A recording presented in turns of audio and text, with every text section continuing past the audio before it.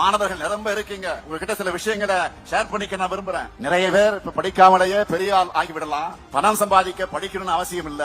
யூடியூப்ல கூட சம்பாதிக்கலாம், இன்ஸ்டாகிராம்ல சம்பாதிக்கலாம். அந்த கடை போடலாம், இந்த கடை போடலாம்னு டிசைனா ஏமாத்துவாங்க.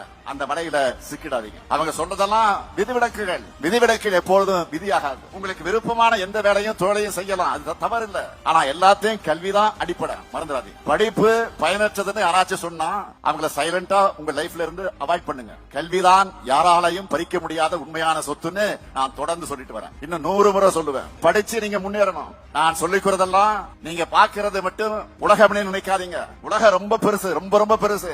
அதை பார்க்க கல்வி என்ற கண்ணாடியை நீங்க போட்டுக்கணும். சாதி, மதம், தெரு, ஊர்னு உங்களுடைய எல்லையை நீங்களே சுருக்கிடாதீங்க. நமக்கான உரிமைகளை மீட்டு உங்களை படிக்க வைக்கிறது அரசுடைய கடமை. உங்களுக்கு நல்ல கல்வியை தந்து அறிவார்ந்தவர்களாக உயர்த்துறது கல்வியாளருடைய கடமை.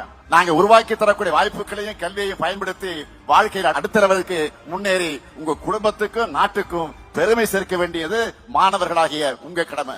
இந்த கடமைகளை நிறைவேற்ற இந்த முத்துவேல், கருணாநிதி ஸ்டாலினும் திராவிட மாடல் அரசும் என்றைக்கும் துணை நிற்கும்.